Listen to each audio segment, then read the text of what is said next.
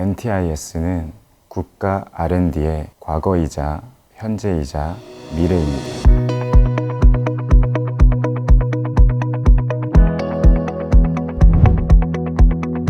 저희같이 업력이 짧은 스타트업 단에서는 가장 어려운 점이 과제에 선정되는 겁니다.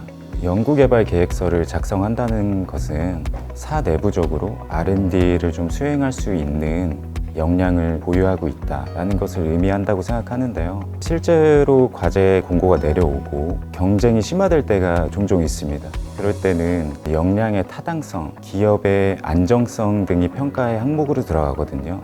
기업의 이전 연구 실적이라든지 매출과 같은 점에서 종종 어려움을 많이 겪었던 것 같습니다. 그럼에도 불구하고 R&D를 수행을 해야 하니까 과제가 선정되어야 하는 이유를 납득시켜야 되는 거죠.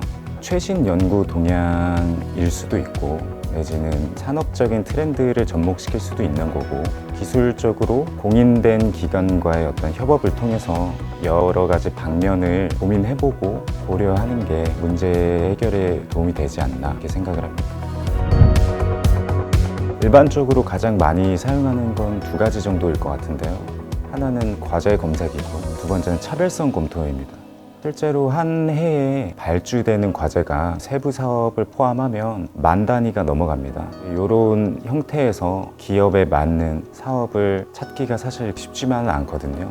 그런데 이 NTIS는 키워드를 중심으로 해시태그 검색도 가능하고요. 그걸 통해서 아주 명확한 과제 내용을 습득을 할 수 있기 때문에 그런 점에서 굉장히 큰 장점이라고 생각합니다.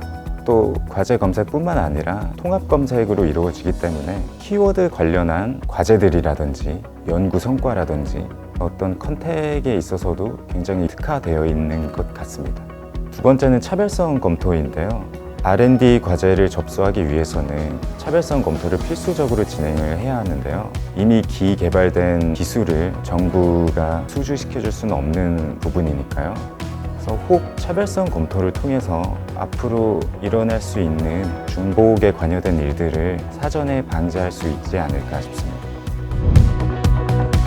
NTIS에서는 국가연구자번호로 자신이 지금껏 참여했던 과제들에 대한 내용이나 수행의 어떤 기간 등을 경력증명서로 확인해 볼 수가 있거든요. 추후에 이직을 하게 되는 상황이 오거나 그런 자료가 필요하게 되는 순간에 좀 깔끔하게 이용할 수 있을 것 같습니다. NTIS는 국가 R&D의 과거이자 현재이자 미래입니다.